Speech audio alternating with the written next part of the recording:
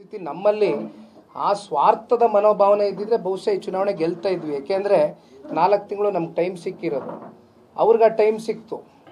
4 ತಿಂಗಳು ಕುತ್ಕೊಂಡು ಯಾವ ರೀತಿ ಚುನಾವಣೆ ಮಾಡಬೇಕು, ಯಾರನ್ನ ಟ್ಯಾಪ್ ಮಾಡಬೇಕು, ಏನು ಮಾಡಬೇಕು ಎಲ್ಲ ರೀತಿ ಪಾಪ ಅವ್ರಿಗೆ ಸಮಯ ಸಿಕ್ಕಿದ್ರೆ ಚುನಾವಣೆ ಮಾಡಿದರು. ನಮಗೆ ಸಂದಿಗ್ಧ ಪರಿಸ್ಥಿತಿ. ಈಗ NDA ಮಿತ್ರ ಪಕ್ಷದ ಭಾಗವಾಗಿರ್ತಕ್ಕಂಥ JDS, ದೇಶದ ಗೌರವಾನ್ವಿತ ಪ್ರಧಾನಮಂತ್ರಿಗಳು, ಗೃಹ ಸಚಿವರು, ರಾಷ್ಟ್ರೀಯ ಅಧ್ಯಕ್ಷರಾಗಿರ್ತಕ್ಕಂಥ ನಡ್ಡಾಜಿಯವರು, ಹಾಗೂ ನಮ್ಮ ಎಲ್ಲ ಯಡಿಯೂರಪ್ಪ ಸಾಹೇಬರು, ವಿಜಯೇಂದ್ರರವರು, ಅಶೋಕ್ ಅಣ್ಣ ಅವರು, ಭಾಳ ಜನ ಇವತ್ತು we are answerable to many people.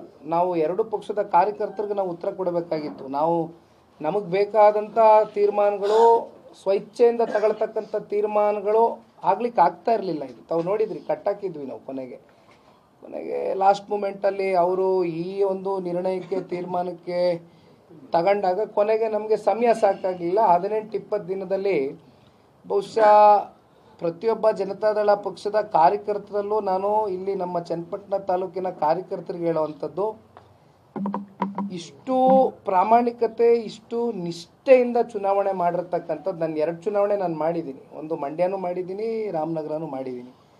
ಆದರೆ ಈ ಚುನಾವಣೆಯಲ್ಲಿ ಒಬ್ಬ ಸಾಮಾನ್ಯರಲ್ಲಿ ಸಾಮಾನ್ಯ ಕಾರ್ಯಕರ್ತ ಕೂಡ ನಿಖಿಲ್ ಪರವಾಗಿ ಪ್ರಾಮಾಣಿಕವಾಗಿ ಕೆಲಸ ಮಾಡಿದ್ದಾರೆ, ದುಡಿದಿದ್ದಾರೆ.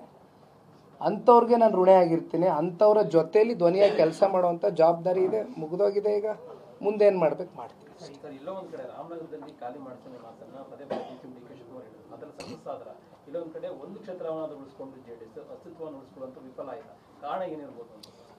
ಒಂದು ಚುನಾವಣೆಯ ಗೆಲುವು ಸೋಲು ಇಲ್ಲಿಂದ ಖಾಲಿ ಮಾಡಿಸಿದ್ವಿ ಅಥವಾ ವಾಪಸ್ಸು ನಾವಿಲ್ಲಿ ಪ್ರಬಲವಾಗಿ ನಮ್ಮ ರಾಜಕೀಯ ಶಕ್ತಿಯನ್ನು ಮತ್ತೆ ಬೆಳೆಸ್ಕೊಂಡ್ವಿ ಅಂತಕ್ಕಂಥದ್ದನ್ನ ತೀರ್ಮಾನ ಮಾಡಲಿಕ್ಕೆ ಆಗೋದಿಲ್ಲ. ಹಾಗಿದ್ದಾಗ ಕಳೆದ ಲೋಕಸಭಾ ಚುನಾವಣೆಯಲ್ಲಿ ಬೆಂಗಳೂರು ಗ್ರಾಮಾಂತರ ಏನಾಯಿತು? ನಾವೇನಾರಂಗೆ ಮಾತಾಡಿದ್ವಾ?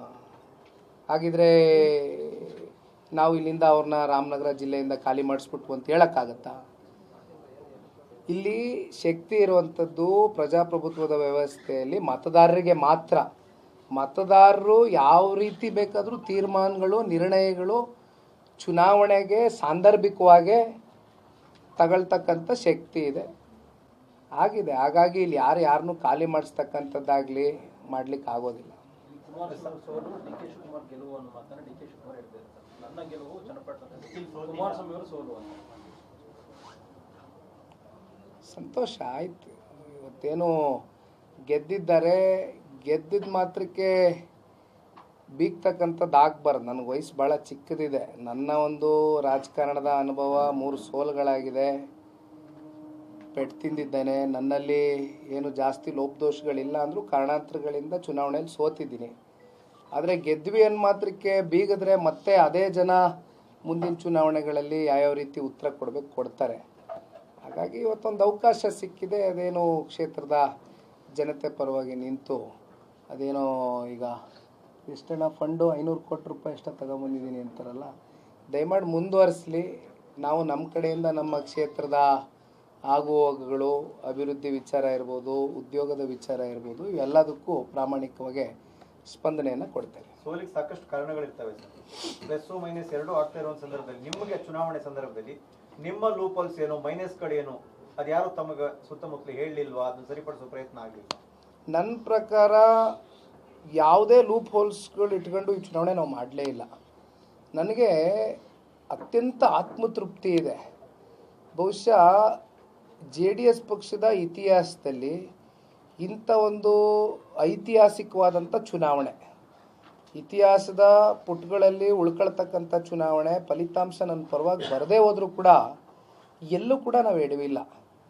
ಚುನಾವಣಾ ಪ್ರಚಾರದ ವೇಳೆ ಆಗಲಿ ಅಥವಾ ಪ್ರತಿ ಮನೆಗೂ ನಾವು ಮತದಾರರಿಗೆ ರೀಚೌಟ್ ಆಗ್ತಕ್ಕಂಥ ವಿಚಾರ ಇರಲಿ, ನಮ್ಮ ಸಮಯ ವಿರೋಧ ಪಕ್ಷದವರು ಲಘುವಾಗಿ ಮಾತನಾಡಿದರೂ ಕೂಡ ನಮಗೆ ನಾವು ಮಾಡಿದಂಥ ಅಭಿವೃದ್ಧಿ ಕೆಲಸ ಕಾರ್ಯಗಳ ಬಗ್ಗೆ ನಾವು ಭಾಳ ಪಾಸಿಟಿವಿಟಿಯಿಂದ ಚರ್ಚೆ ಮಾಡಿದ್ದಾಗಲಿ,